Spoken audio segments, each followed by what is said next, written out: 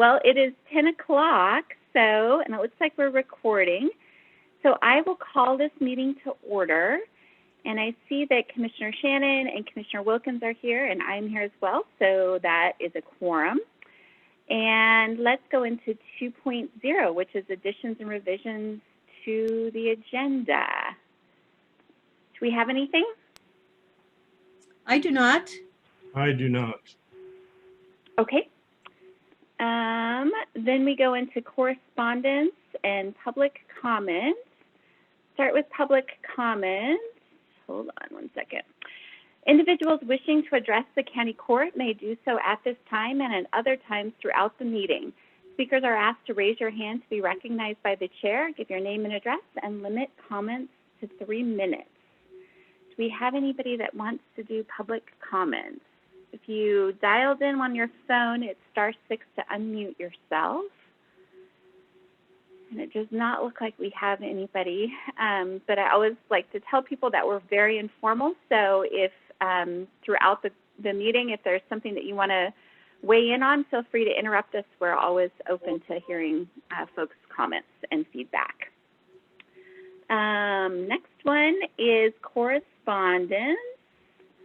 And let me just open this. We have quite a few thank you notes. And of course, my computer is like trying to do an update while I'm doing this. So there's several thank you notes that the chamber forwarded to us from businesses that received the small business grants that we distributed. And so those will be on the website. I won't read them all, but I just wanted to note for the record that we heard from about a half a dozen businesses or so. And then there's also an update from Paul, our Veteran Services Officer, Paul Conway, just giving an update. He gives us these quarterly, and so we make them part of the record so folks can see what he's up to. But I'm always just really grateful and astounded by the amount of work that Paul accomplishes in between. He is constantly coming up with new creative things to help support our veterans. And so I did reach out to him, commissioners, and ask if he would be willing to come and actually do one of these reports in person so that we can not only learn more about what his role is and ways we can support him, but also so that the public is more aware of some of the services he can provide to our veterans so that they can gain a better understanding about what his role is and hopefully use him as a resource because he is absolutely fantastic. All right, we'll move on to the consent agenda.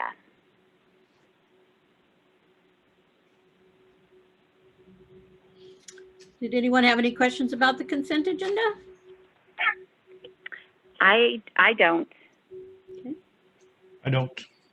I move we approve the consent agenda. I second. It's been moved and seconded that we approve the consent agenda, which consists of consider approval of January 6th regular meeting minutes and consider approval of January bills pending review. Is there further discussion? All those in favor? Aye. Aye. Any opposed? The motion carries. Okay, we'll go on to old business 5.1, which is discussion and amendment of resolution number R 2021-01-A1, a resolution establishing a rural renewable energy development zone. And Sherry, I'll toss this one over to you to kind of bring folks up to speed on why this is coming back. Hey, Sherry, before we start, Yes. I will once again announce a possible potential conflict of interest because I am a small business owner in Gilliam County, and anything that comes into the county can potentially help the revenue and sales of any and all businesses. I, however, will move on with non-biased decision-making, and all my decisions are based on what's good for Gilliam County, short-term, long-term, with an emphasis on long-term. Thank you. Thank you. So yeah, we did have to bounce this back. I sent it to Laura Westmeyer, our legal counsel for energy, all things energy. And she was concerned that we needed to be more specific in our designations for number 3 and number 4, which was the designated person to submit the request and the local zone manager that we would be naming. So what the amendment is number 3 will read, Commissioner Sherry Wilkins is authorized to submit the request for the aforementioned red zone designation and to make any substantive or technical change to the application materials as necessary after adoption of this resolution. And 4, Gilliam County hereby designates Gilliam County Chief of Staff Lisa Atkin in the capacity of the local zone manager for the red zone. And because this is an economic development zone, that is why we have asked Lisa, and she has volunteered to take on that role as the zone manager. So are there any questions? I would just like to say, just so we get the information out there, that I talked to Art Fish the other day, just so everybody knows. I see Ryan's on here. He can probably speak to this too, but Art said there is no requirement to have the manager stated in the resolution. Oh, So okay. it didn't even have to be there in the first place. It is something, however, that he said the county wants to establish, and he felt that it should not be an elected official or the court.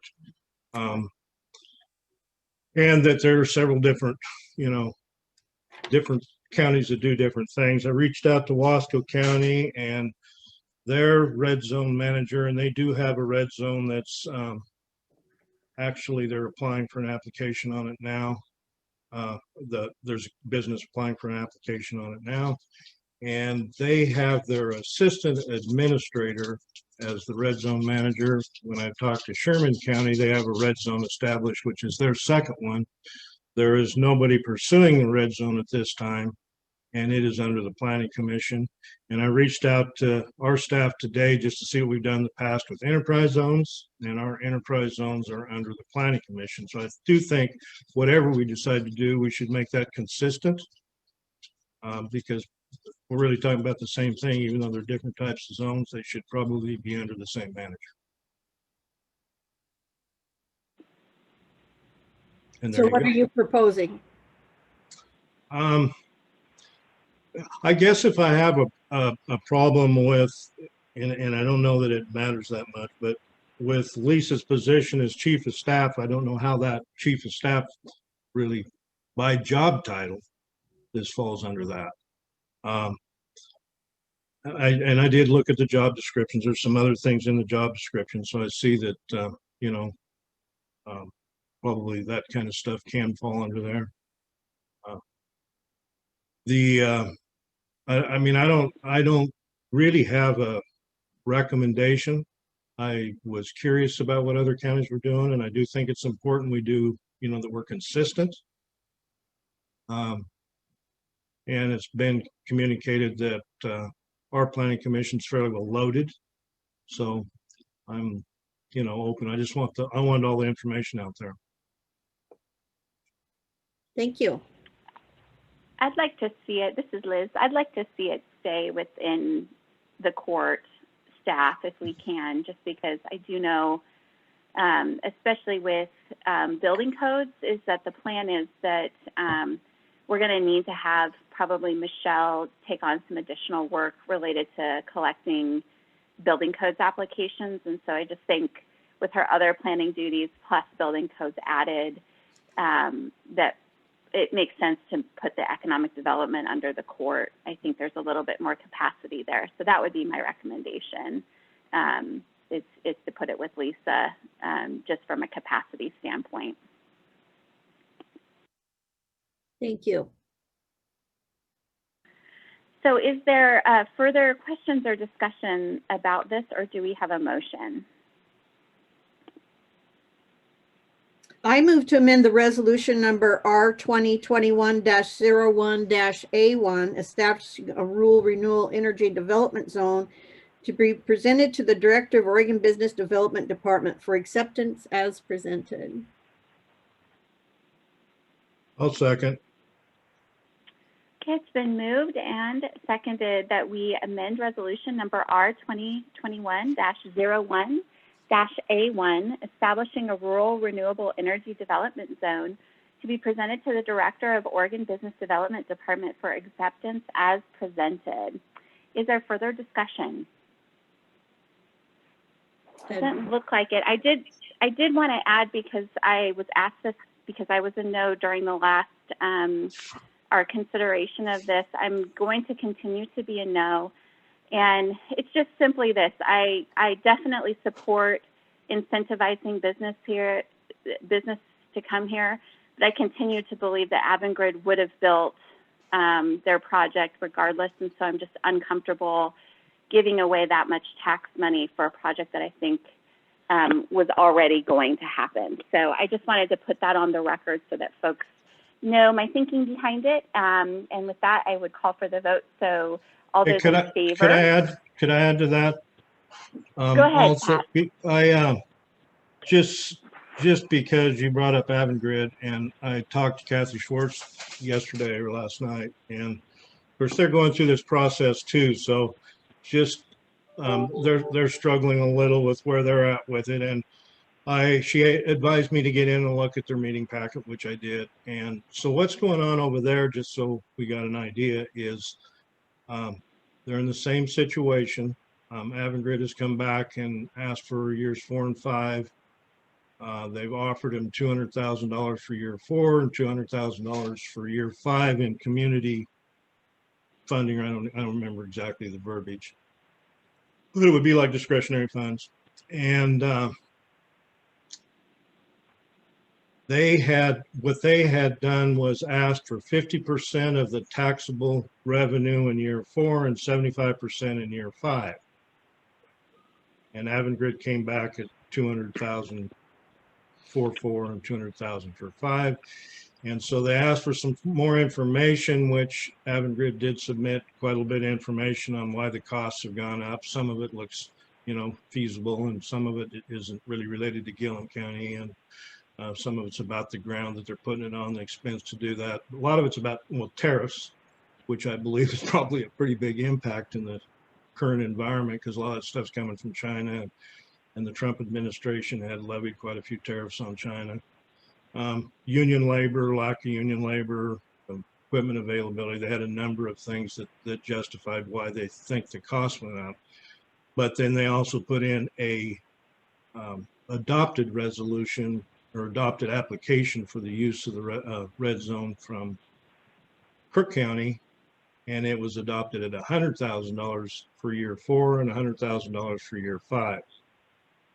In my trying to educate myself on that, Sherman County has a red zone, like I said, but they have had 0 applications for it. So they really don't have any experience on negotiating out the years 4 and 5.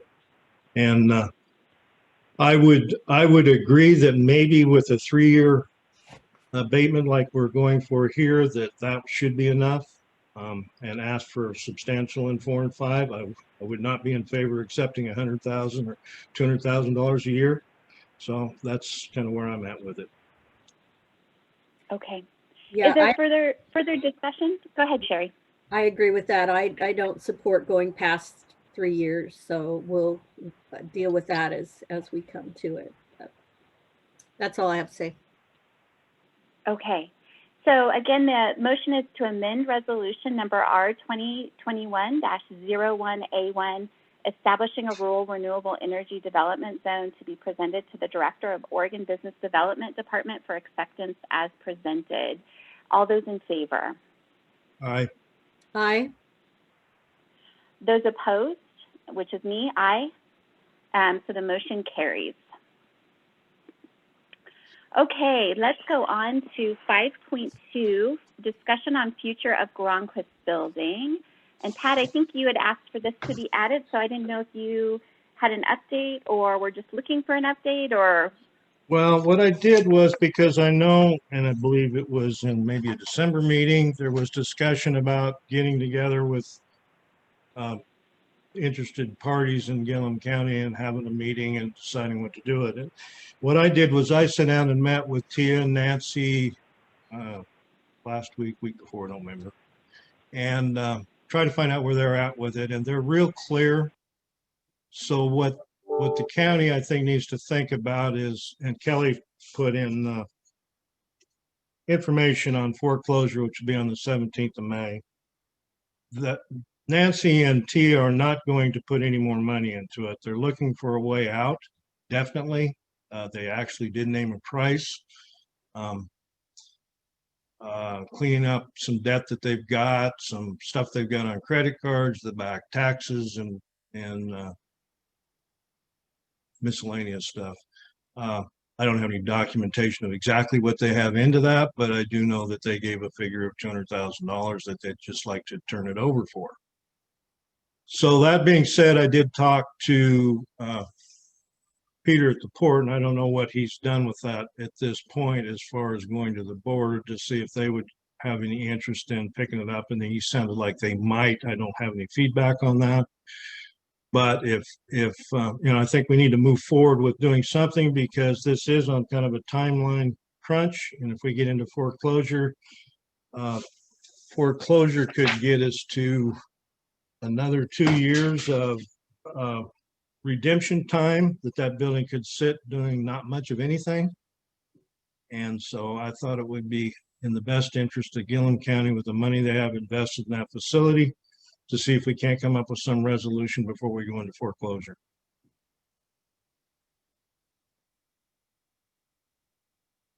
I'm clear, Pat, are they saying that they want us to pay them $200,000 to take over the building? No, what I'm saying is they want to sell it for $200,000 and hope somebody will give them $200,000 for a building that was built for what, $1.9 million or $1.8 million or some darn thing. Okay. I mean, so potentially, I think that there's some, yeah, I think there's, but yeah, they just want to get enough money out of the building by selling it to somebody. And also another conversation I had was with the superintendent down here, and they have some interest in it along the line of college classes and stuff. And I don't know, I mean, there's no detail on that, but I do think it's kind of important for the county that we try to utilize it for what it was built for, if we can get that in place. Was it built with grants that would be compromised by selling it for $200,000, or is that all been cleaned up? And I have no idea. I don't know either. I think at least the Gronquist part, I mean, the apartments, I think, were built with affordable housing grants, but I think the Gronquist building itself was all county funds. We'd have to go back and check the record, but I'm pretty sure the Gronquist building itself is county. Yeah, from whatever I've ever heard, I think that's correct, Liz. Okay. Well, then it kind of belongs to us anyway, huh? So yeah, I think it's really on whether you want to get into a foreclosure and go through that whole process, and wait it completely out, or if we try to get something moving so we can utilize the building.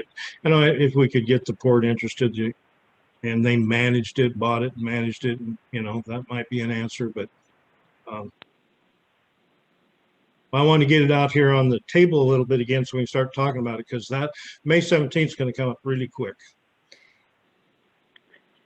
So Pat, are you suggesting maybe we do I know in December when we talked about it, we talked about maybe doing a joint meeting and getting the parties, potential partners, at least around the table, the port, us, maybe the school district, city, maybe the health district, city. Yep. Is that what you're suggesting, or what are you suggesting for next steps? Yeah, I think we need to get a meeting set up. I didn't know whether, where that was left. There was discussion about having one, but I don't know that we've made any moves to do that. Okay. I don't think we have, so that's definitely something I think we could put on the agenda to do. Judge, this is Kelly. Can I pipe in with some foreclosure information? Yes, please. Yes, please. So the May 17th date is the date that it would be officially declared delinquent and the foreclosure process would begin. And it wouldn't be until mid-September that the official judgment is made. And at that point, the 2-year redemption period starts. So the deadline would be more September that we're looking at right now to figure out a plan. Thank you, Kelly. Thank you. Great. Okay, so maybe this is something that, Lisa, could you maybe take the lead in getting and working with maybe Teresa to get a date where we could get all the parties around the table? Yeah, absolutely. So if I could just recap who those are. So representatives from the port, the county, Arlington City, and current Gronquist owners. Anybody else? Pat, should we have the school district come too, do you think? Yeah, I think that would be a good idea. Okay. Okay. And I think we'd have quorums probably, so we'd want to advertise it anyway, I think, so the public could come and weigh in as well. They have some Sure. thoughts or creative solutions. Right? Okay, so that, anything else on that, we'll get a meeting in the works for that. That sounds good to me. All right. 5.3 is discussion on Cedar Springs Road. I think Pat, Well, this is another one of mine, you know. Thanks for keeping us on track. Well, and I've noticed recently that here's a concern is, I know the new road talk kind of fell apart last year, and I know we haven't really done anything with that. The problem we've got going on now is the existing road, especially the right-hand lane that all the loaded trucks run on, is falling apart. So, you know, we kind of have a double issue going on now if we're even considering putting in the other road we talked about, you guys talked about before. And I was part of that because I was on the road commission. But so I talked to Dewey, and he sent me what he had for estimated costs to resurface the existing road when Kerr was here last summer. And that kind of got dropped because of discussions of possibly building a new road and Waste Management helping out at that time. And that total comes to $828,690. He's showing $303,399 in the Waste Management road reserve, host fees road reserve that they hold, which at that time 80% of that would be paid by Waste Management, $420,232, and Gilliam County would have to pay $105,059 to resurface it. Problem being, Kerr's no longer here, so they'll have to be mowed in. Dewey couldn't be on the meeting today, but he did say that it really needs to be ground off and overlaid, and kind of threw out a number that I don't think means anything until you get some accurate numbers, but probably somewhere between $1 million and $2 million to resurface the existing road. And the real issue is that for Waste Management to get in the budgets, and according to the host fees agreement, Gilliam County needed to submit to them by the 15th of January the cost so they could get it in their budget. So we missed that deadline. Yes, we did. So that's where we're at. So on the other side of that, constructing a whole new road, do we have any cost on that? Has he reached out to any engineering, or have we done any feasibility studies? Has the road committee looked into that in any way of, what what that The looks road, like. the road committee's been inactive since COVID, which we need to get going again. Just kind of as I've been thinking about this, it needs to, whether we do it virtually or sit down and spread out, we need to get that back in place Yes. immediately. And then I am, I don't know for sure, but I don't think there's been a lot of work at all done on moving forward. It just kind of got dropped, it sounds to me like. Okay. Yeah, because I think where we were at, I know where I was at with it was, we needed to know what those, what that looked like and for a new road. Was there anything done to, I know that 30 years ago, there was a reasoning behind why the road did not get replaced away from the tracks, and that was because there was some type of environmental issue. Yeah, I can reach out to Dewey and see what we can do to, I suppose the next step would be looking at the cost of putting a new one versus the cost of resurfacing the one they got. And then that one that the existing road would be fall into waste management, whatever they want to do with it, I guess. Right, right. Yeah, it sounds like if we're talking about 1 to 2 million to resurface, I mean, that's got to be getting close to what a new road would be. So I'd like to see what the new road would look like, because if we're going to spend that kind of money anyway, it might make sense to move it so we can get the railroad crossing addressed. Right. I agree. I Yeah. agree. I totally agree with that as well. If we can get some numbers and do some comparisons and, do some real work instead of just talk about it, that would be great. I had a few things for consideration as you're thinking about the decision going forward. So when we were looking at this before, the planning director did do some research on the area. And so some other things we need to consider is the fact the Oregon Trail runs through it. So there could be some implications there. There's potentially some fauna that may or may not have some protection around it. And then it's also in a floodplain area that would also need mitigation. So just some added complexities that we'll need to consider as we go through the process. Yeah, those were some of my concerns of, have we done the research to find out, or were we just gonna start? I mean, when we talked about it before, Waste Management said they had equipment, we were just gonna start building a road, and I don't think we wanna do that. I think we wanna do all our. What happened to your volume, Sherry? Pardon me? Your volume is way down. I don't know. I didn't do anything but get up and sharpen my pencil. Am I gone? Come in a little closer to your microphone. I am just as close as I was before. Her volume level didn't change for me. Just Ooh, I'm still yelling at you, Brian?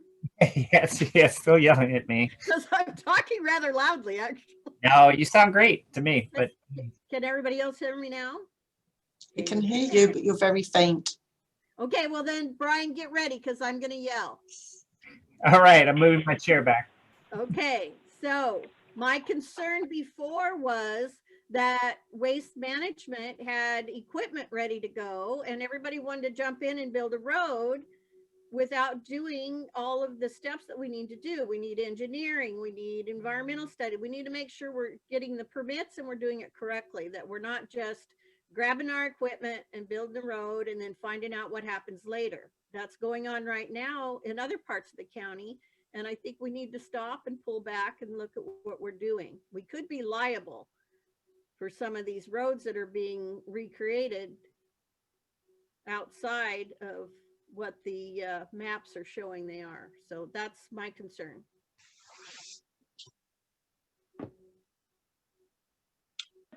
So Pat, in terms of next steps, is this something you're willing to kind of take on and start by let's do some cost comparisons and then walking through that process? I know Lisa had sort of mapped out with, I think, Michelle and some others, kind of the different steps that we need to do. Is that something you're able to take on?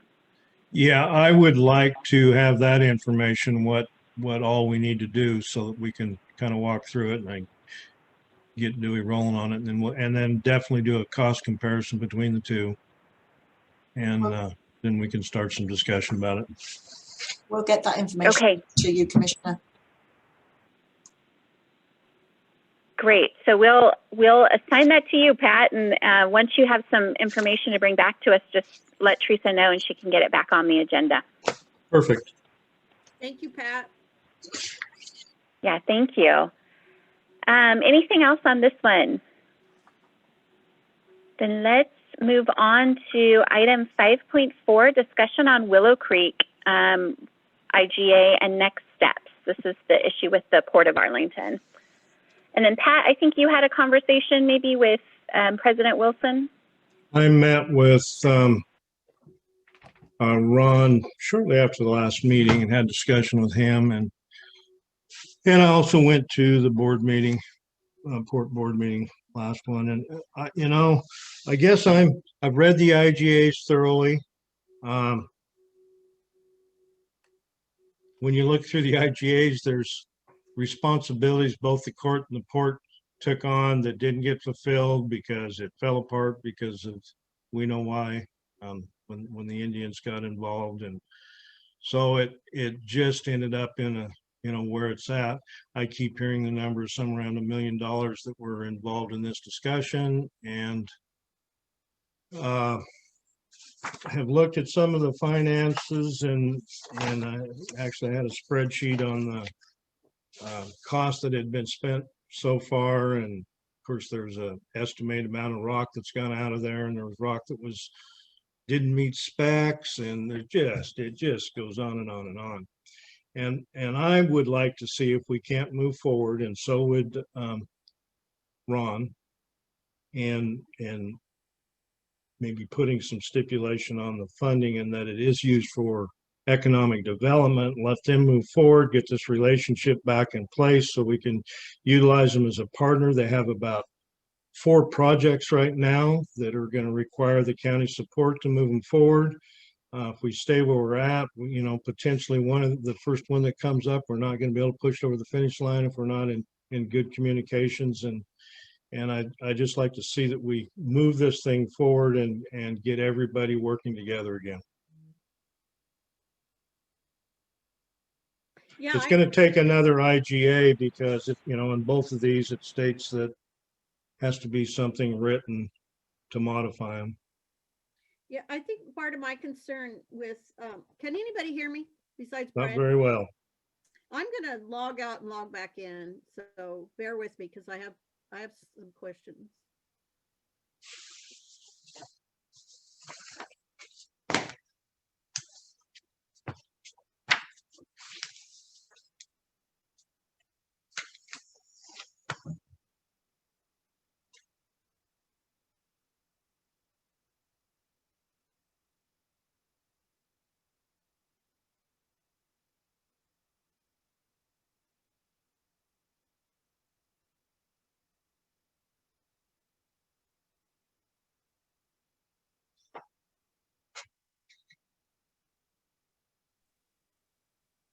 Okay, how's that? Is that any better? Same. Oh, okay. Well, I don't know what's wrong because I didn't do anything, so I don't know. Anyway, well, my question really about the IGAs has more than anything has to do with the sale of the rock. And has the county, has that been happening? It says that the rock's being sold to WI. And have we, as far as I have been told, we haven't seen any monies come back to the county for that. So that's was one of my questions. And yeah, my communication with the port broke down. So I don't know what to tell you. I'm willing to get back on the table, and you're right. There's some projects out there that we need to work together on, and I'm willing to do that. But I do want that question answered. Where's the money? Because I know the rock's going out of there, because I know a guy that's driving a truck hauling it out of there. Yeah, and I think originally, I mean, just to bring this full circle, I mean, the original, when we went back to the port now over a year ago, we're talking about 14, 15 months ago, our proposal to them was that we find a mutually agreed upon project. So if they're willing to do that, I mean, I think that was where the court had started this conversation from. So I'm happy to hear that they've sort of come to that conclusion. I'm definitely open to figuring out if there's a joint project. I would want to make sure that it's something that we feel comfortable that they're spending the money on, that it's a benefit, that, you know, a priority of the courts as well, since it is county money that they're spending. But I'm definitely open to that. Do they have a particular project in mind, Pat, when you talk to them? Well, they've got 4 of them out there, and that's part of the problem is they don't want to commit to a project because it may not happen. They want to have the flexibility to be able to use that money on the first one that comes to the table that they need it on. And quite frankly, the size of projects they're looking at, that's, you know, that amount of money is going to be a very small portion what it takes to push those through. It's going to take, you know, depending on each project and how it's put together, how all that funding works out, but it gives them some flexibility and, you know, maybe some infrastructure, looking at some of the infrastructure issues and some things that might help bring them in. We just, I mean, they don't know what'll come first at this point. So that's what, I think that's where they're going to stand is they really don't want to commit to a project, but they sure will commit to Gilliam County, and they will commit to being part of the economic development part of Gilliam County, what they can do there. I would say that on the funding that initially went in from the county, that there was $300 and some thousand. It's kind of a vague grant agreement that was granted by Waste Management was for that project back in the day. And I think probably most of that went to put the bridge in, but there was quite a bit of that money was actually granted to Gilliam County, went through Gilliam County, $372,000. And I mean, I understand that they want flexibility, but that gives me a little bit of heartburn. I got to say that, I mean, I feel like if this is a county investment that we're doing, the county should be consulted on how it's spent. I mean, they've been sitting on that money now for what, a decade? And so I just, you know, I would like to have more of a say in where the money goes. I mean, I don't want them to just sit on it and have another decade go by and not make a commitment to spending it in a way that benefits the county. I mean, I think I'm fine if they want to have a couple of projects that they talk to us about and we kind of mutually figure out priorities and depending on which one comes first. But I do think the county should be consulted. If it's county money that's going into it, the court should have a say in how that's spent. I totally agree with that. So that's why we wanted to sit down and have a discussion, but we can't seem to make that happen. So are they not, I mean, originally I thought we had reached a point where we were ready to do a joint meeting. Are they not wanting a joint meeting now, Pat? Or kind of where were they with that? I would say, and this was just Ron would like to see us come to an agreement without having a joint meeting between the two bodies, that they would like to, you know, move this forward in a positive way that is good for the county. And, you know, part of the reason the money wasn't sat on was because they didn't know whether they'd have to pay the grant back. So there's a lot of that time that was in there that's been released, is my understanding. I know that one of the board members would like to see that in writing, that has been released. And I do know that you know, in the IGAs, it says that the port is responsible for that grant, solely responsible for the grant and managing that grant.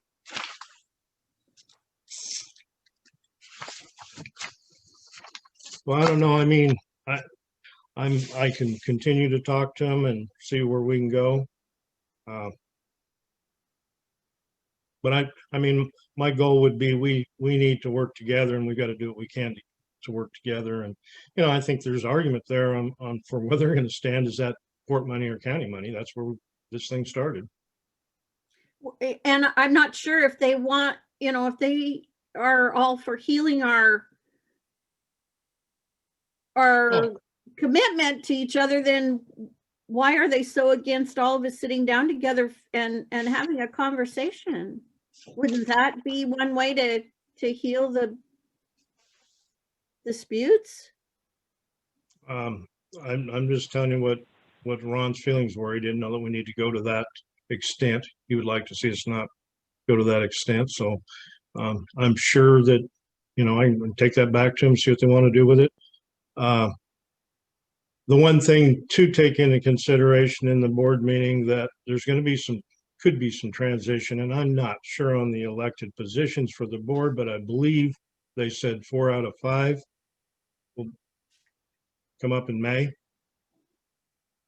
And Peter has basically tentatively set a retirement date for the 4th of June. So it might be in the best interest of everybody that's been involved in this and has some history to try to do something before then.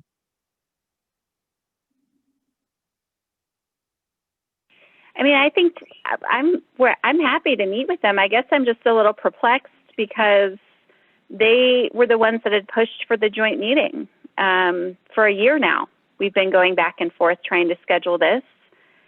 And so now for them to suddenly tell us that they don't even want a meeting and they just want to resolve it. I mean, we had asked for this to be resolved 15 months ago, and they insisted that we meet before we could resolve it. So, I mean, my feeling is there obviously was a reason they felt like a joint meeting needed to happen. And so we've been trying to accommodate that. I think a meeting is appropriate to talk about, and the public, frankly, deserves to know where that money is going to go. I have concerns that if we just kind of leave it open, the port, you know, the public may not know where the money is going and what it's being spent on. I would prefer to actually have a conversation about what their project priorities are and see if we can come to a resolution that way. And that's my feeling. I guess I'm expressing some frustration that this has been dragged on for as long as it has, in part because the port insisted on having a joint meeting and now they don't want to have a meeting. I don't understand that. So I know you're just a messenger, Pat. Yeah. I don't know. I don't know that that's a port decision. That was just in the conversation with Ron and I. And, you know, I will certainly go back to them and see where they're at with that.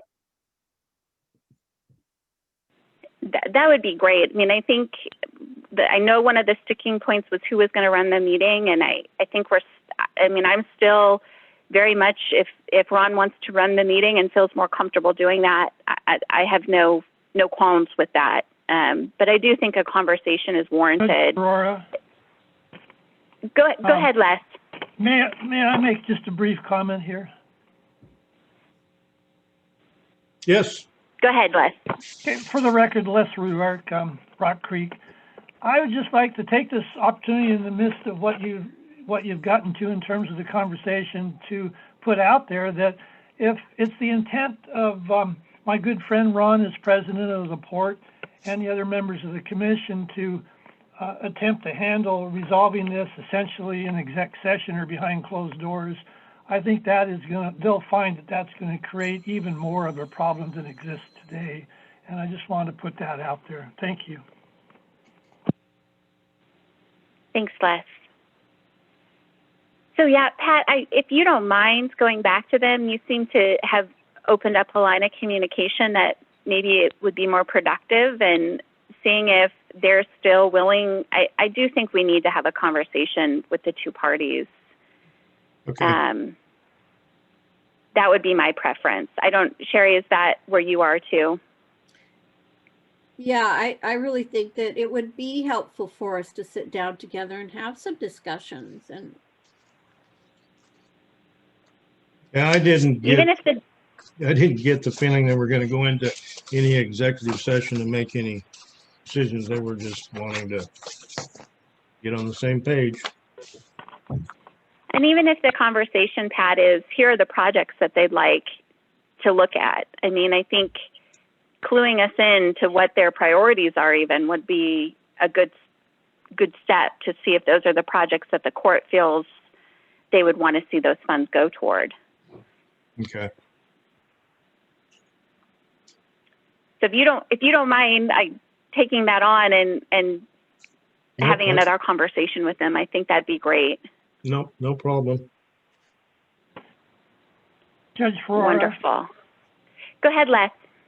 I'd just like to add to what Pat was mentioning there in terms of exec session. Commissioner, what I see happening now is that's essentially what's occurring, is that the Port of Arlington Commission continues to attempt to handle this matter with the actions that they've gone into executive session to consider, that being the projects that are at the preliminary stages. That's how they're continuing to handle this aspect, and I think that just plain needs to stop. And I can't agree more with the judges and Commissioner Wilkins's feeling that there certainly can be an actual conversation at the table amongst the governing bodies involved. And until that takes place, we're just going to go on the way we've been going on in this instance. Thank you. Thank you, Les. Thanks, Les. So any other feedback since we've got the public too, I should open it up and see if there's anybody else that wanted to weigh in. And then anything else from the commissioners on next steps? No, I'll reach out to them and see if we can get a meeting put together. Okay, Yeah, fantastic. Let's move forward with our plan originally to have a meeting and sit down and have a discussion. Great. And go ahead, Pat, if you need to have Teresa help coordinate that too. I mean, we can do a Zoom and whatever we need to do to facilitate that meeting. Okay. Okay, let's move on to new business, which is 6.1, discussion and possible action on courthouse fire suppression system maintenance costs. And I see Chris is on here. Chris, do you want to just update the court on what we're looking at and what you're asking, what you'd like us to do? We'll see. Are you there, Chris Fitz?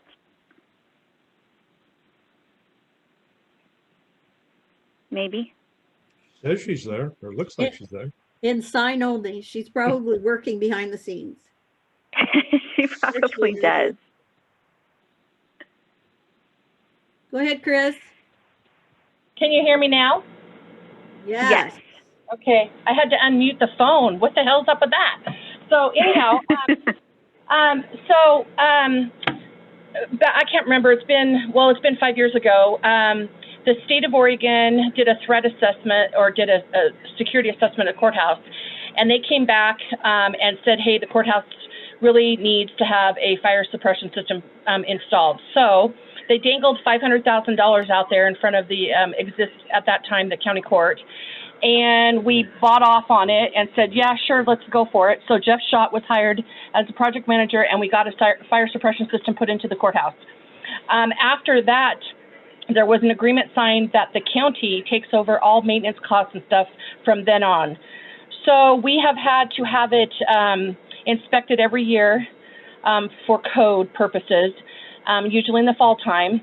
Well, then this year it was inspected in November, and I got the inspection report back that showed that every 5 years, which October of 20 was 5 years since it had been installed, there is another inspection that is supposed to be done as far as backflow. I can't even remember the reports in my drawer, but anyhow, a myriad of other things that are supposed to be done every 5 years. So it's an unexpected expense. We have budgeted the yearly expense now under the maintenance department, but this popped up on us this month. So that's pretty much it in a nutshell. So this we have a capital projects fund that it can be taken out of that's pretty sizable. So if the court decided to move forward with this, it could come out of there if we needed it to. which handles, it's what we took the roof out of and things like that. So this would probably fit right in there. And then because it's a repair, that's why we only have one bid, since we're repairing it and it's not a new, it's a maintenance need, a repair. So we're able to do that with just one bid if the court decides they want to move forward. Questions for Chris? Of an existing system, right. I don't have any questions.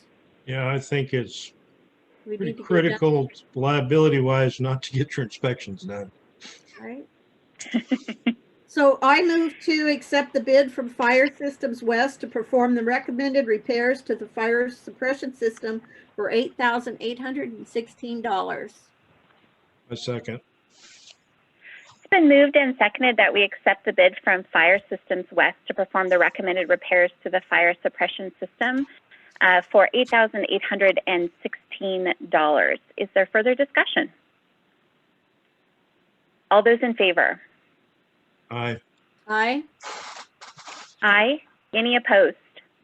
The motion carries. All right, Chris, you're all set. Thank you.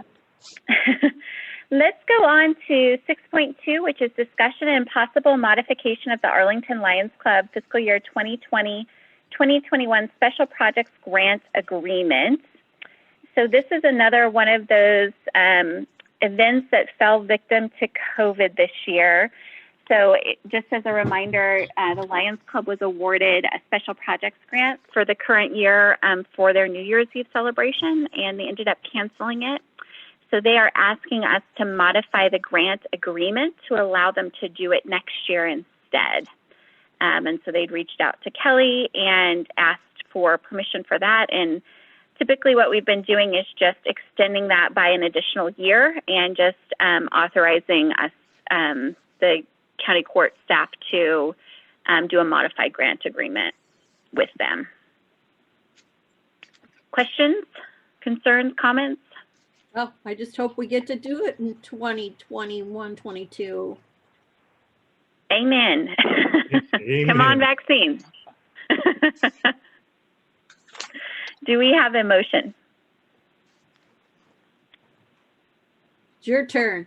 I move to amend the fiscal year 2020-2021 special projects grant award to the Arlington Lions Club, allowing the grant period to be extended until January 31st, 2022, and authorize the county court to prepare and execute an amended grant agreement reflecting the same. I second. It's been moved and seconded that we amend the fiscal year 2020-2021 special projects grant award to the Arlington Lions Club, allowing the grant period to be extended until January 31st, 2022, and to authorize the county court to prepare and execute an amended grant agreement reflecting the same. Is there further discussion? All those in favor? Aye. Aye. Any opposed? Motion carries.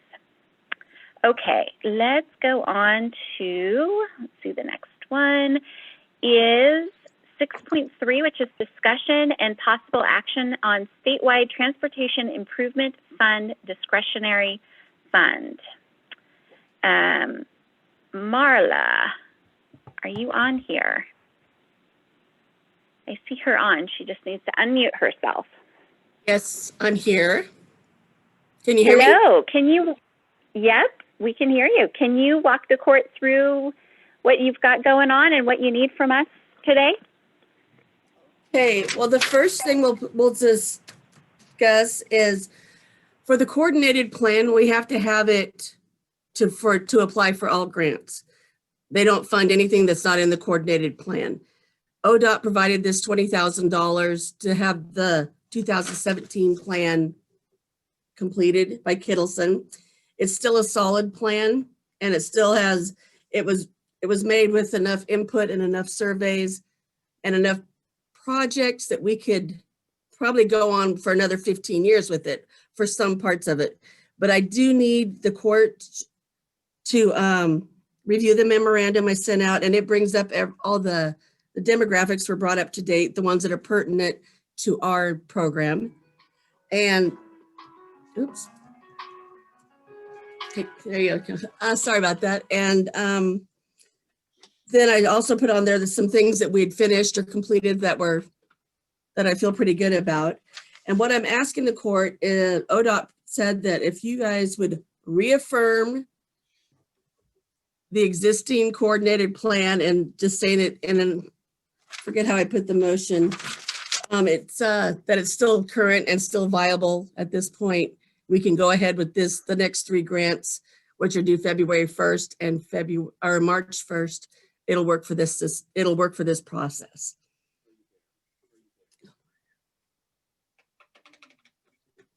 Does anyone have any questions? Because I know there's a lot to go through.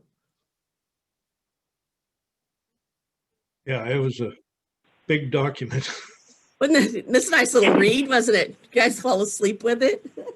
Well, I didn't print it, so I don't even have access to it right now, but yeah, it's a lot. And Bedtime basically- reading. Yes, and they have made a suggestion that we get it updated, and that'll be a $15,000 to $20,000 cost from a consultant. That's kind of difficult for me, but I mean, it is ODOT that gives us the money, so I would like you to think about that and provide feedback about that type of expenditure. I don't know if we can just I think we could do an update and do a lot of it ourselves. Granted, that takes staff time, but you have to pay us. You kind of have to pay us anyway, so we're here. Right? So Marla, just to be clear, the Coordinated Human Services Public Transportation Plan, you're just looking for us to reaffirm that that's still the plan for now, and with the idea that down the road or later this year, whenever, we would update that. Is that what you're telling us? And then that is what you need to be able to submit your grant. That is correct. Do I have that right? Yes, you have Okay. it spot on. Okay, yeah, and my question was, do we need a motion or just a consensus or? If we could have a motion, it would be maybe you just do a reaffirmation. Sorry, I got stuck on that word. But if you just do that and it's in the minutes, as long as it's on the record, I think I can move forward. They didn't say I needed a motion or anything like that. They just needed you to reaffirm it. That was ODOT's Okay, one. so maybe to make it clean, I would go ahead and make a motion to reaffirm the Gilliam County Coordinated Human Services Public Transportation Plan dated November 2016. I'll second. Okay, it's been moved and seconded that we reaffirm the Gilliam County Coordinated Human Services Public Transportation Plan dated November 2016. Is there further discussion? All those in favor? Aye. Aye. Aye. Any opposed? Motion carries. Okay, so Marla, you have that. Do you need a motion? I think we already approved you to submit the grant, did we not? Or do you need a motion on that as well? As long as you signed off on the form, I'm fine with that. There was, a grant submittal form that had all the special transportation, the STIF, and the 5310. That basically just broke it down to what the amounts will be. And so as long as you approve that, that's all, that's kind of your thing. That is a Well, requirement. that's what my question was, because I remember in December or late November, I think we approved some grant that was submittals another- for you. And was that that this was- one, or do you need it this one? That was the STIF discretionary funds. This is the STIF formula fund. So these are all new grants that I just put in for us. So basically I need approval again. Because these are all new all new funds, applications. Okay, so commissioners, do you guys have any questions about the grant itself? Or I don't any think qualms so. with us submitting it? No, the only thing I would say is thank you for the transportation department and Marla for all the work you do. Those documents are forever. I don't know how you get through them. And I'm very impressed that you understand what's being asked of you. And I thank you for all your work, and I apologize, my dog's barking. Well, thank you. And yeah, there's a lot of late nights involved in paperwork, so. I can imagine. Yeah, I would make a motion. I'm just not sure what I'm moving. I think it's So just. I think we're looking, I was going to say, I think we're looking to approve the grant submittal request for the ODOT Statewide Transportation Improvement Fund, and it's the formula grant, right, Marla? That's correct. Okay. I so move. So, okay. I'll second. It's been moved and seconded that we approve. Let me just bring this up again. The ODOT, or the grant submittal request form for the Statewide Transportation Improvement Fund Formula Fund grant. Is there further discussion? All those in favor? Aye. Aye. Aye. Any opposed? Motion carries. Okay, Marla, I think, is that all you need for your motions, or do you have anything more for us? Oh, there's more. Okay. Okay, you just approved the STIF formula, but I mean, it's not due and I'm on the agenda for next meeting, but for the grant submittal request, there was the 5310 federal dollars and an STF, which is Special Transportation Fund. And those are all formula funds. Formula just means we get an allocation. The discretionary means we ask for as much as we can possibly get, or, what we need. So I kind of needed to make sure that it's okay that I apply for those, and they are due March 1st.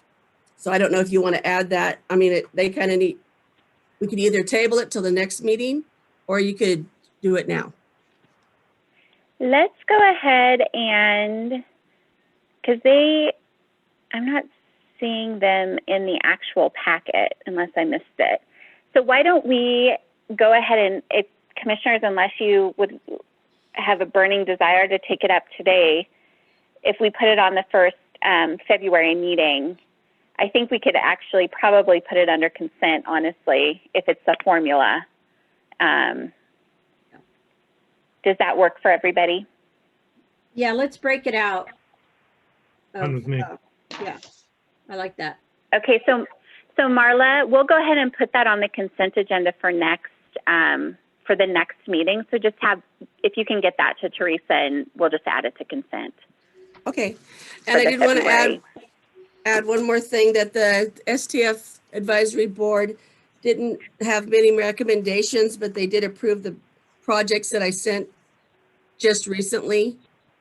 But today there was a whole bunch in blue that I sent you, and it kind of breaks it down. And there were, maybe you guys know more about this than I do. I had a concern about the van pools for waste management not rolling anymore. And I wanted to put it out there that I have partners that are willing to work together if we want to go ahead and get those rolling again. I don't know what the business behind it is. I'm just offering it as offering our assistance if we needed. Are they not doing it because of COVID, or is there something else? I'm not up to speed on that. I heard that they had a breakout in the boardman, and this is just, scuttlebutt from people calling and talking to me about it, but there was a breakout.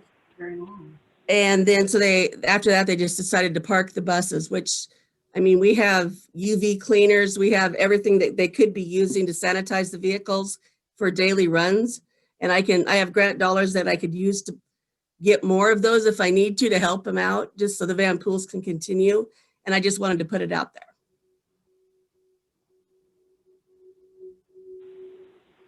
Okay.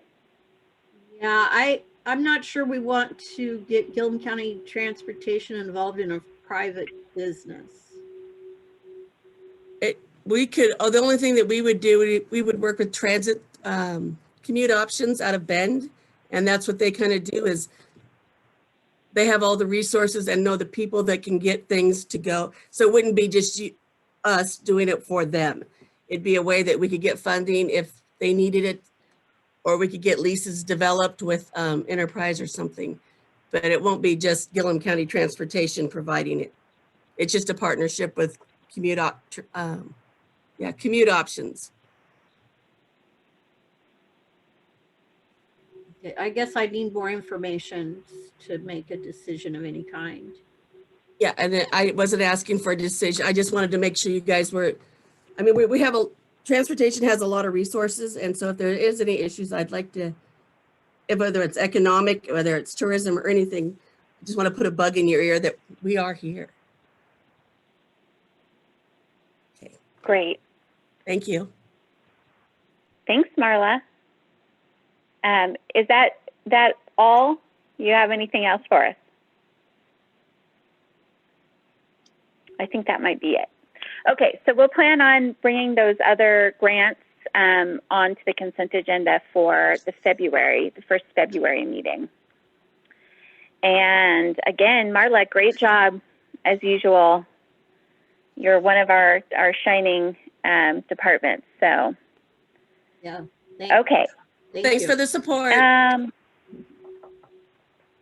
Let's go on to 6.4, which is discussion on use of legal counsel.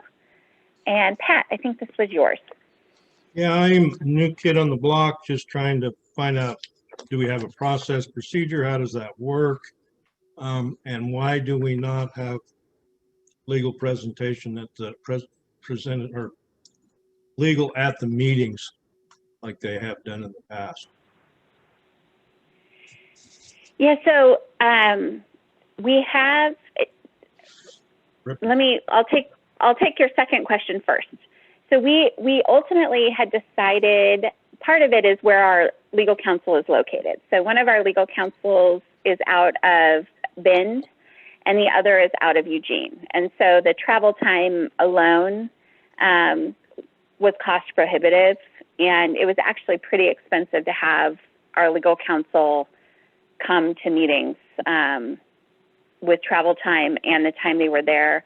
I think when we first started, we had legal counsel there, and it was roughly a little shy of $1,000 a meeting to have them there. And so we ultimately decided that we would pick and choose when to have legal counsel there to save money, basically.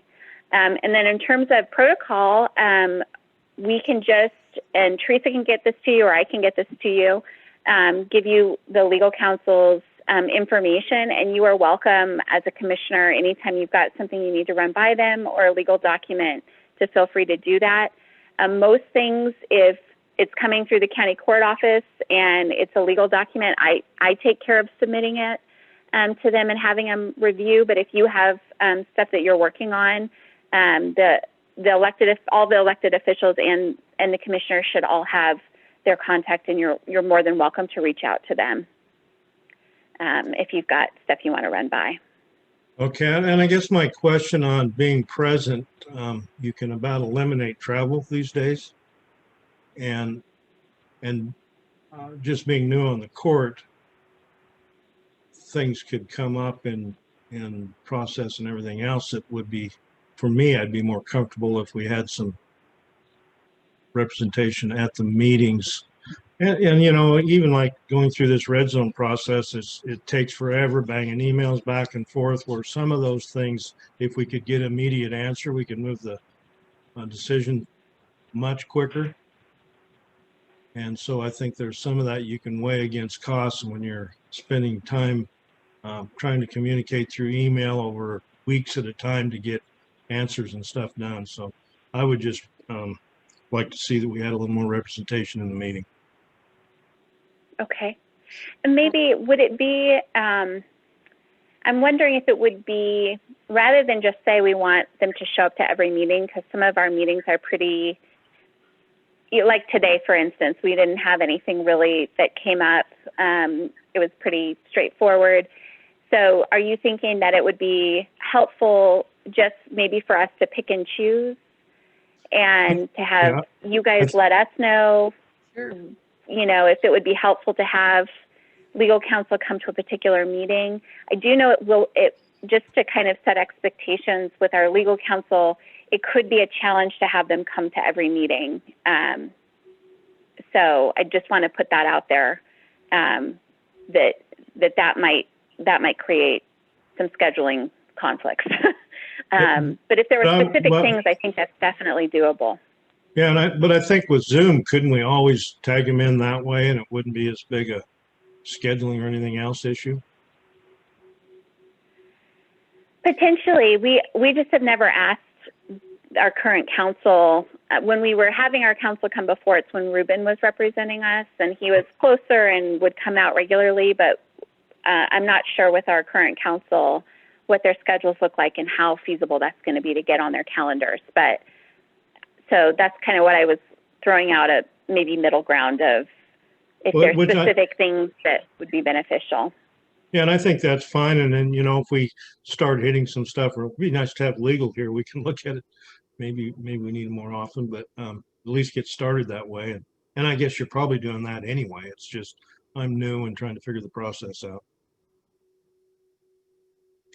Yeah, and just, I mean, probably the best way is if there's something coming up that we're anticipating, would be helpful to have legal counsel in the room. I think the more leeway or more time that we can give them to get on their calendars, the better. But yeah, I'm happy, and Teresa can help facilitate that as well, to make sure that we've got legal counsel there if there's an issue that you see coming up that would be helpful in the discussion. Just as an example, and I mean, that's just the way it happened because we didn't really know how to move forward. But even with lowering the red zone deal, maybe we could have, because I'm sure there's quite a little bit of expense, and then Business Oregon tells us we don't even need to have it in there if we spent going through that process, but we don't know. And maybe having them in a meeting, we could save some money at times too. Yeah, I think it's a good idea. Yeah, we're going back and forth, and I'm working on something right now with Jeremy, and I'm hoping to get that resolved and have all of his input before we put that on the agenda. So, yeah, sometimes having them in the meeting is, depending on what's on the agenda, would be helpful. That's all I had about it. Just trying to figure it out. Okay, and what I'll do too, Pat, is since Teresa's on, I'll have her follow up with you and just make sure that you have a contact for our legal counsels. We have, so that you know, we have a planning counsel that's out of Bend, and then 2 municipal attorneys, one out of Bend and one out of Eugene, and then we have a labor attorney and an energy attorney. So it seems like there's a lot, but each one has their own little specialties. So we'll make sure that you've got the contacts for the ones that you're most likely to need, which are our municipal attorneys and probably our energy attorney as well. Okay. Okay, anything further on that piece? No. All right, let's go on to 7.0, which is announcements and next meeting. Sherry, what do you got? I've had someone reach out to me regarding some of the furnishings at the Grain Lab, and if we'd be willing to donate them maybe to another public entity. So we do still have a party that's maybe interested in leasing the building. And I think if we move forward that we'll need to go in and maybe do some cleaning out of some of the furnishings that are still there, that are, you know, some of the stuff that's obsolete. And there's a bunch of chairs in the conference room and the conference room table. And so I didn't know how everybody felt about, you know, if we wanted to, you know, if we need to put some of that out for bid. It's, you know, it's probably doesn't have a lot of value, or if we we're willing to donate some of those chairs or table, or I mean, the building hasn't been used for anything in quite some time, but I just wanted to get a feel for what you guys thought. I mean, Pat, do you have thoughts? You look like you were going to start to say I something. just wonder, there's some real expensive equipment there, isn't there? Well, there is expensive equipment, but it has no value to anybody unless they're, it's specific to, what, I don't know how valuable it is. It's obsolete. That's part of the thing. But Nathan and I had gone through and we've looked at some stuff, and we threw away or we purged some of the grain and stuff that was attracting bugs and vermin and things we were worried about. So we did do a little bit of that. And I think we've utilized some of the furnishings in the courthouse and some of the pieces of art that were valuable that needed to not be sitting there in case someone decided to break in, because that seems to be unfortunately something going on in our counties these days. And I ramble. So yeah, there is equipment. I think Nathan and I probably need to go in and do an inventory and see where we're at. The port still has actually some equipment that they purchased that they used when they were running the grain lab. So I know that Peter and I had talked about that, and if we were going to sell, what we're going to do, if we would include what they had as well to help them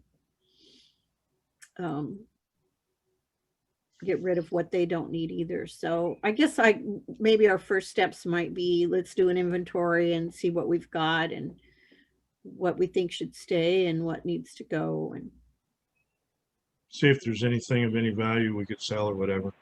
yeah. Yeah, I think that makes sense. And then, I mean, if we've got another public entity that can use some of that, I'm open to having them, whether that's a small amount that we sell it to them or give it or donate to them, but maybe get a lay of the land first. Okay. I'll get in contact with Nathan and we'll find a time to go do a good inventory. And I know he has some lists already that we can do, maybe a check off of what's there and what we don't need and what can go somewhere else and what might be for sale. Sounds good. Anything else? I have Norcore tomorrow. I think at the last meeting I said I have Norcore tomorrow, but actually it is tomorrow. And then I have Capco on Friday. So that's what's going on in my world. Oh, and I was considering going to the all staff meeting on Tuesday to listen in on everything that's happening in the courthouse. I didn't know if Commissioner Shannon was planning on doing that. If he was, I would concede to him, but otherwise I'd like to go.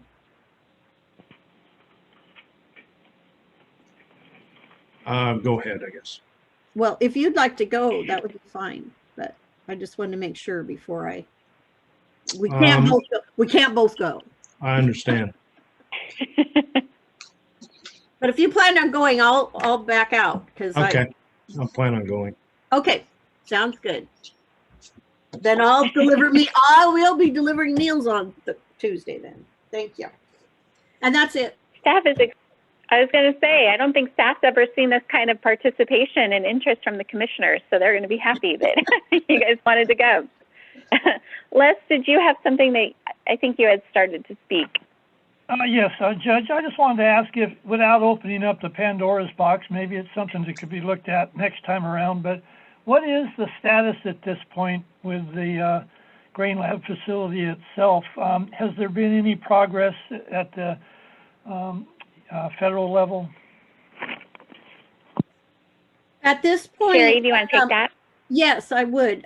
What the federal level was asking us for was a copy of a lease with whoever would be interested. And so we're still working with the parties that may be interested. And so they're not really at that point yet. So we're just kind of in limbo right now, waiting to get the documentation they were interested in. So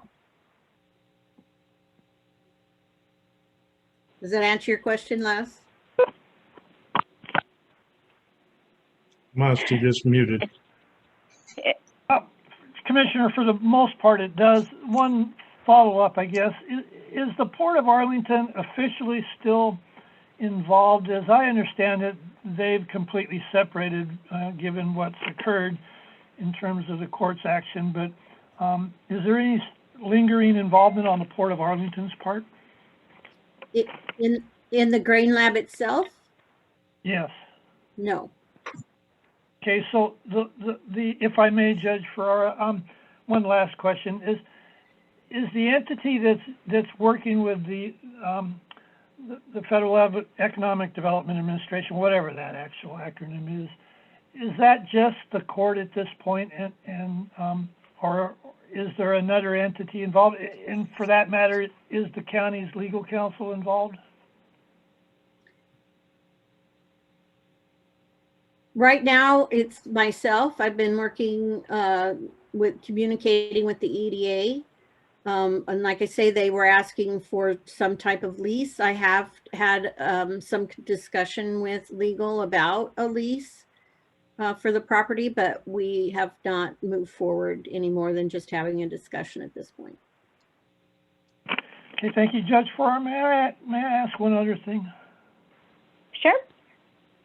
Because it kind of parallels with the earlier discussion as I'm seeing it in terms of the Gronquist building, but there are the two properties that are more or less dormant at this point. And it would seem to me that the work group essentially that the court is looking at putting together for pursuing the Gronquist building is going to encounter the same realm of questioning as to the use of the buildings. Maybe without complicating things, you could also be looking at deciding upon a future use of the grain lab. But I know that's a little contingent upon the EDA's approval of that, but that's all I had. Thank you. Thanks, Les. Thanks, Wes. Pat, any announcements? What are you up to? A few things like we already talked about. I met with Ron Wilson, port chairman or president, whatever his title is, and attended my first North Central Public Health District Board meeting since the last court meeting. I attended the Arlington City Council meeting and Arlington Chamber meeting, and Marta's resigned from the chamber, so they're in limbo. Having a special meeting to make some decisions there. I've reached out to the Condon Chamber and the Tri-County Chamber to see what we can do for some assistance on that. And then I met with, I went to the port board meeting last Tuesday, I believe it was. And then I met with Tia and Nancy and met with the Painted Hills group about they're interested in siting a meat processing plant in Gilliam County, and that's moving forward. I know Sherry had a meeting with them too. And then was on OHA Commissioner COVID Q&A. Been attending the OHA COVID weekly commissioner calls, 2 of the Eastern Oregon leadership calls, and the solar AOC solar pilot. I was on part of that call the other day.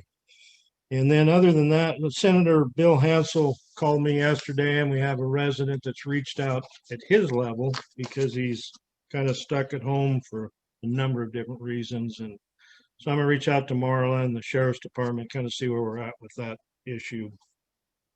And then working with Chris Fitzsimmons on the vaccine rollout and staying on the same page with her. Her and I've been communicating back and forth with information I get and information she gets, and that's been interesting. So that's about it. Thanks. And did we get clarification on whether that extra 100 doses, is that coming to us? Did we learn? No, it's going to be split between the 3 counties and it looks like maybe the way they've been reporting that they've never split it out on that report, that matrix, because if you noticed on that matrix, it just had Gilliam County, Wasco, and Sherman County weren't on it. So it looks like the 100 doses this week will be split somehow between the 3. And I know Chris was pretty sure she was getting enough to cover what she needed to complete phase 1A. Okay. Phase 1. Yeah. So, phase 1A would be, yeah. And she was, in fact, I think she had a few extra doses, 4 or 5 extra doses. She was backtracking to make sure that there wasn't somebody that missed that they could put. She's on there right now. Yeah, I ended up, Walgreens comes Friday to get Summit Springs done. And I had got 30 for this Friday to get phase 1A done.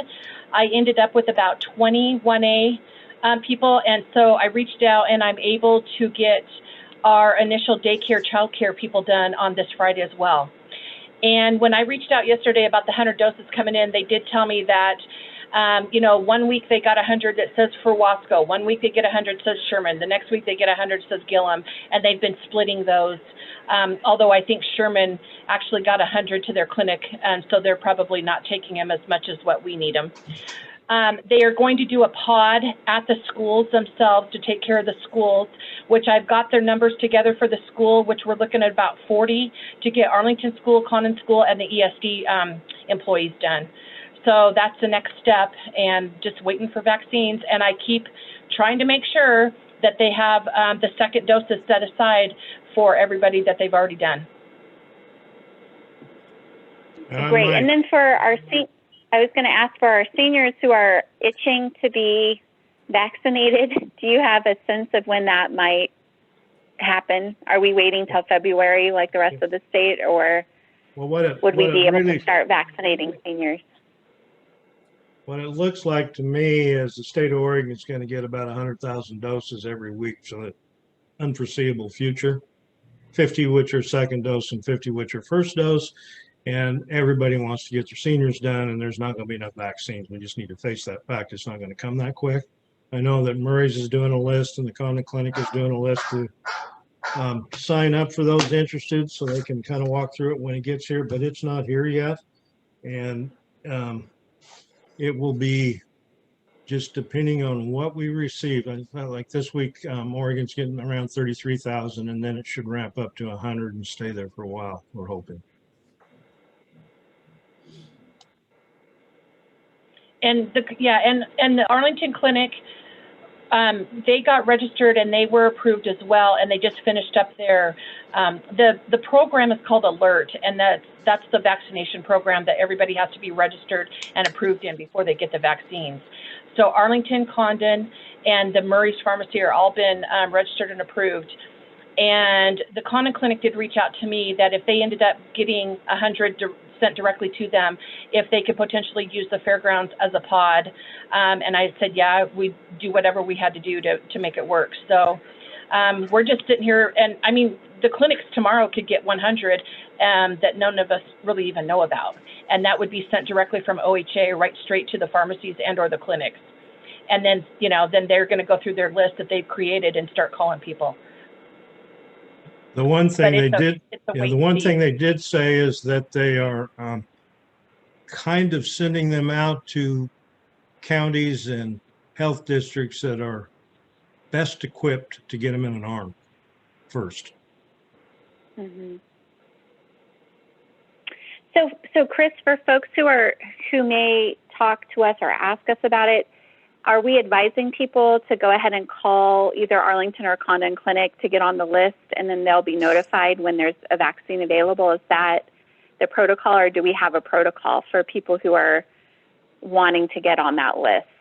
Yeah, I have just been telling people that to be honest with you, I didn't even know if Murray's was doing it until somebody brought it to my attention. So I called and talked to Murray's and just, said, what are you guys doing and how are you going to handle this? So, yes, I think that, and there's been people that have been told to get on both lists, get on either the clinic list and or the pharmacy list, because then whoever gets it first, they could potentially get it from one of them and then call the other one and tell those people to take their name off of it. So they have a better chance depending on who gets it. And it's, again, what I was told, that even with these clinics and the pharmacy, when they signed the agreement with OHA to get the vaccines, they have to follow the same guidance as what the governor has put in place with the order of the vaccines. But again, after you get through the schools, and again, the public health is telling me that they're going to come out and do the schools, you get past the schools and it's pretty much, anyone over 65 years of age or any adult with underlying health conditions and or critical workers. It's kind of a free-for-all after that, I think. And, you know, who am I going to say that you don't have underlying conditions? You're over 65, get your butt in that line and get going. I don't know. And I think that also the problem is that those people who are older are the ones that want it. I seriously have ran into closed doors with people saying no, no, no, no. And some people I'm begging to be able to fill the doses that are coming, like these 30 I have coming on Friday. I still have 28 out of 30. I just made a phone call to somebody else to try to fill the last 2.